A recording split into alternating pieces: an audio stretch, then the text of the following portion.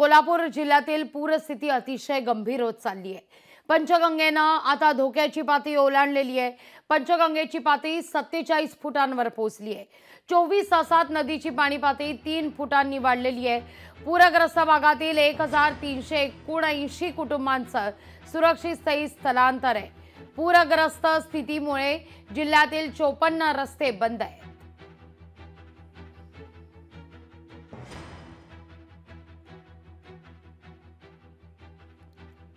या सगळ्याविषयी अधिक माहिती घेण्याकरता थेट जाऊया आपले प्रतिनिधी सतेज औंधकर यांच्याकडे। सतेज, आपण पाहतोय कोल्हापूरमध्ये पाणीच पाणी परिस्थिती आहे। कोल्हापूरला अक्षरशः महापुराचा वेढा आहे। नक्कीच लाघवी, आपण पाहिलं तर सध्या ही लोकशाहीच्या माध्यमातून एक्सक्लुझिव्ह दृश्य आहेत ती दाखवण्याचा प्रयत्न करतोय।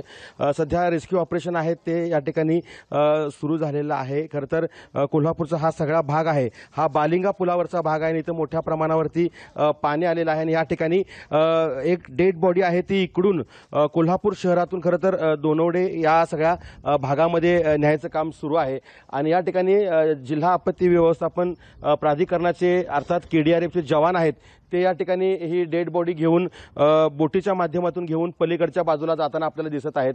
हा संपूर्ण परिसर आहे तो खरं तर पुरानं व्यापलेला आहे। चारी बाजूनी या ठिकाणी खरं तर पाणी आहे आणि या पाण्यातून मार्ग काढत हे सगळे जवान आहेत ते आता कुठेतरी एका व्यक्तीला या ठिकाणाहून खरं तर दुसरीकडे घेऊन जाताना दिसत आहेत। या ठिकाणी पोलीस देखील तैनात आहेत, पोलीस देखील आपली ड्युटी करताना या ठिकाणी दिसत आहेत, कारण झपाट्यानं पंचगंगेचं पाणी आहे ते या ठिकाणी वाढतंय आणि कुठेतरी KDRFच्या माध्यमातून ही डेड बॉडी आहे ती घेऊन पलीकडच्या गावाला जे आहे ते जाताना आपल्याला दिसून येत आहे।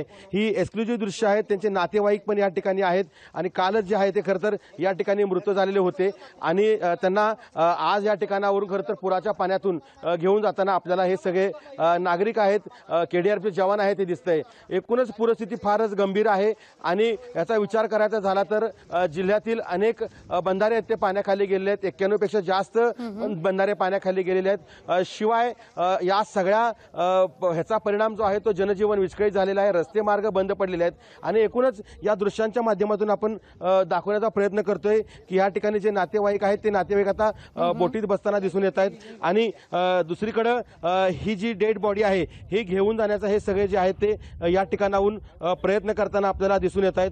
KDRFचे जवान आहेत, ह्या जवानांच्या माध्यमातून खरं तर ही बोट आता निघालेली आहे कोल्हापूर शहरातून दोनवडे या भागामध्ये खरं तर हे निघालेले आपल्याला दिसून येत आहेत। त्यामुळे लागवी आपण विचार केला तर कोल्हापूरची पूरस्थिती अत्यंत बिकट आहे ती होताना दिसते आणि यामुळेच आता जनजीवन आहे ते विस्कळीत झालेलं आहे।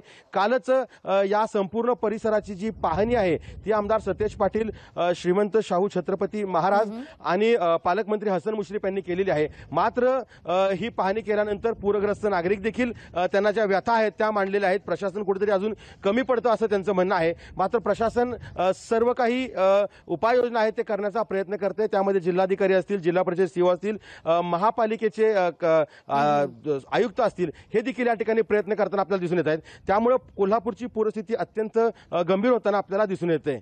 लागवी अगदी सतेज, अगदी शेवटचा प्रश्न एक थोडक्यात खरं तर सांगा, मुसळधार पाऊस पडतोय, सर्वत्र महापुराचा वेढा या ठिकाणी पाहायला मिळतोय। आता पाऊस काहीसा थांबलेला आहे, पण नेमकं असं काय घडतंय की पुराचं पाणी ओसरत नाहीये या ठिकाणी? खरं पाहिलं तर लागवी काही प्रमाणात कोल्हापूर शहरात पावसाचं प्रमाण कमी आहे, मात्र राधानगरी धरणातून अजूनही 4 दरवाजे खुले आहेत, त्यातून मोठा विसर्ग आहे तो होतोय। शिवाय कोल्हापूर जिल्ह्यातले जवळपास 8 ते 10 प्रकल्प आहेत ते आता पूर्ण क्षमतेने भरलेले आहेत आणि त्यातून देखील मोठा विसर्ग आहे तो होताना आपल्याला दिसून येतोय। त्यामुळं खरं तर पाणी आहे ते मोठ्या प्रमाणावरती वाढत आहे आणि हे वाढत असल्यामुळं जो फटका आहे तो शहराला बसतोय। कोल्हापूर शहरात देखील मोठ्या प्रमाणावरती पाणी आहे ते सुरुवात झालेली आहे। त्यामध्ये प्रामुख्याने जर विचार करायचा झाला तर कोल्हापूर शहरातली व्हीनस कॉर्नर असेल, कुंभार गल्ली असेल, बापट कॅम्प असेल, या परिसराला सर्वाधिक फटका आहे तो या ठिकाणी बसतोय आणि जो फ्री कॅचमेंट एरियामध्ये पाऊस पडतोय तो मोठ्या प्रमाणावरती आहे। त्याच्यामध्ये राधानगरीचं धरण क्षेत्र तर आहे, मात्र धरण क्षेत्र सोडून जो पाऊस तो मोठ्या प्रमाणावरती आहे। एकीकडं आपल्याला माहिती आहे की आलमट्टी धरणातून देखील मोठा विसर्ग केल्याचं सांगितलं जातंय, मात्र त्याचा अद्याप देखील या ठिकाणी परिणाम झालेला नाही आहे। दुसरीकडे पश्चिम महाराष्ट्राचा जर विचार करायचा झाला तर सांगलीतील धरणं देखील भरलेली आहेत।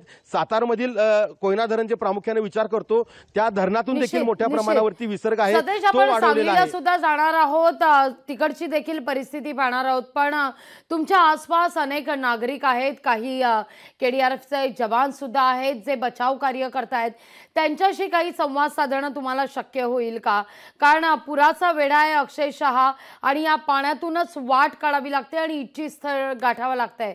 आता जसं आपण पाहिलं की एक मृतदेह जो खरं तर कालपासूनच या ठिकाणी अडकून होता, या सगळ्या परिस्थितीमध्ये मृतदेहावर अंत्यसंस्कार करणं सुद्धा अवघड होत चाललेलं आहे। सतेज, अशी ही परिस्थिती आहे कोल्हापूरमध्ये। नक्कीच काही नागरिक देखील आहेत, त्यांच्याशी देखील आपण संवाद साधूयात। काय दादा, काय सांगाल, कुठून आलाय तुम्ही? आम्ही कामानिमित्त बाहेर गेलो परभणीला, मग आता एक 8 दिवसांनी परत आलेलो आहे। कामानिमित्त गेलेलो, आता गावी निघालोय। काय झालं एवढा गावी जाण्याजोगं काय आहे आता साधारणतः, काय महत्वाचं काय आहे? कारण पूर परिस्थिती आहे, आपण निघालेला बोटीच्या माध्यमातून जातात, इकडे राहायची व्यवस्था नाही आमची, पाहुणे वगैरे असं कोण नाही, मग गावी जाणं योग्य वाटतंय। 8 दिवसापूर्वी मी बाहेर गावी गेलेलो। आपण पाहतोय आपण केडीआरएफचे जे जवान आहेत त्यांच्याशी देखील आपण संवाद साधूया। काय सांगाल दादा, खरं तर आता आपण या ठिकाणी एक डेड बॉडी घेऊन जात आहे, कशा पद्धतीनं पावसाचं वातावरण आहे आणि काय नेमकी पूर परिस्थितीचा सामना करत तुम्ही या ठिकाणावरून जाताय? पावसाचं पाणी वाढत आहे, पाणी पातळी पण वाढत आहे, त्यामुळे आम्ही प्रवाहामधून बोट घालून आम्ही पलीकडे आता जाणार आहोत। खरं तर काल देखील एका महिलेला आपण रेस्क्यू केलं होतं, 22 महिला होती, खूप मोठ्या प्रमाणावरती पाण्यातून घालून केलं होतं, आता देखील पाणी वाढलेलं आहे। कशा पद्धतीनं आता तुम्ही या ठिकाणी कुठल्या साधनांचा वापर करून या सगळ्या मृतदेहाला आहे ते त्याच्या गावी पोहोचवताय? बोट असेल किंवा लाईफ जॅकेट असेल किंवा प्रत्येकाला लाईफ जॅकेट घालून आम्ही बालिंग साईडची माणसं डोनर साईडची माणसं आम्ही बालिंग साईडला आणणार आहोत। सध्या किती या परिसरामध्ये पाणी आहे तुम्ही सांगाल? आता रस्त्यावरती तरी 3 ते 4 फूट पाणी, वाहतं पाणी आहे। सतेज, किती जण एकूण अडकलेले आहेत यामध्ये काही संख्या, त्यांच्यापर्यंत काही संख्या पोहोचली आहे? किती जण अडकले आहेत? सध्या या ठिकाणी संख्या आपल्याला सांगता येत नाहीये, लोक अडकलेली नाही आहेत, फक्त या परिसरात पाणी असल्यामुळं इथून दळणवळणाचं साधन म्हणजे आता एकमेव आपल्याला ही बोट आहे ती म्हणता येईल। आणि हा जो मृतदेह आहे तो या ठिकाणावरून घेऊन खरं तर निघालेले दिसत आहेत। दुसरीकडं या ठिकाणी काय सांगाल, काय झालं होतं आणि आज तुम्ही बोटीतून तुम्हाला मृतदेह न्यायला लागतोय? माझ्या आईला अटॅक आला होता, पण ऑपरेशन होत नव्हतं, म्हणून माझ्याजवळ भावानं ठेवलेलं, कारण की पाणी वगैरे येईल ह्याच्याबद्दल। मग रात्री तिला त्रास चालू झाला, मग मी इथं न्यायचा प्रयत्न केला, पण मध्येच जीव गेला तिचा। पाहतोय आपण खरं तर दवाखान्यात न्यायचा प्रयत्न केला आणि त्यानंतर खरं तर त्यांची आई आहे ती मृत झालेली आहे आणि त्यांच्या आईचा जो मृतदेह आहे तो घेऊन या ठिकाणी आपण पाहतोय। हे सगळे किती मोठा पूर आहे माझ्या मागे आणि या ठिकाणावरून खरं तर ही बोट पुढं बालिंग्यावरून दोनवडे या भागाकडे जाते। कोल्हापूर जिल्ह्यामध्ये जवळपास 5,500 नागरिकांचं स्थलांतर आहे ते केलेलं आहे आणि त्यामुळेच कुठेतरी कोल्हापूरची परिस्थिती आता अत्यंत गंभीर होत चाललेली आहे, कारण पाणी देखील झपाट्याने वाढताना आपल्याला दिसतंय आणि पूर परिस्थिती कोल्हापूरची बिकट होताना लागवी आपल्याला खरं तर दिसतंय। जिल्हा प्रशासन सतर्क झालेलं आहे, आणखीन खरं तर प्रयत्न करताना दिसतंय, मात्र हे प्रयत्न तोडगे आहेत असं आपल्याला म्हणता येईल। आणखीन प्रयत्नांची गरज या ठिकाणी दिसते। ही बोट आहे ती निघालेली आहे, आता या बोटीतून मृतदेह आहे तो आता दुसऱ्या गावी आहे तो निघालेला आहे आणि खरं तर दुःखाचं वातावरण या कुटुंबावरती आहे, कारण त्यांच्या आईला अटॅक आला होता आणि या अटॅक आल्यानंतर त्यांची आई आहे ती मृत झाली होती आणि कधीही त्यांना वाटलं नव्हतं की आपल्याला हा मृतदेह बोटीतून घेऊन जावं लागेल, मात्र ही परिस्थिती अत्यंत गंभीर आहे। हा मृतदेह आहे तो थोड्याच वेळात या ठिकाणावरून दुसरीकडे आहे तो खरं तर आता रवाना होणार आहे, मात्र आता देखील पाण्याची पातळी आहे ती झपाट्यानं वाढते आणि किंबहुना कोल्हापूरला धोक्याची घंटा आहे असं म्हणता येईल, कारण कोल्हापूर शहरातल्या सकल भागामध्ये आपण पाहतोय की अक्षरशः महापुराचा वेढा कोल्हापूरमध्ये पाहायला मिळतोय आणि तुम्ही देखील अगदी कमरेभर पाण्यातून ही सगळी परिस्थिती आमच्यापर्यंत पोहोचवताय। तुम्ही देखील या सगळ्या संदर्भात काळजी घेऊन वार्तांकन करा आणि आमच्यापर्यंत या सगळ्याचं सातत्यानं अपडेट देत राहा। तुर्तास सतेज, धन्यवाद तुम्ही दिलेल्या एकूणच या सविस्तर माहिती करता। लोकशाही मराठी ऐका, पहा, जागरूक रहा।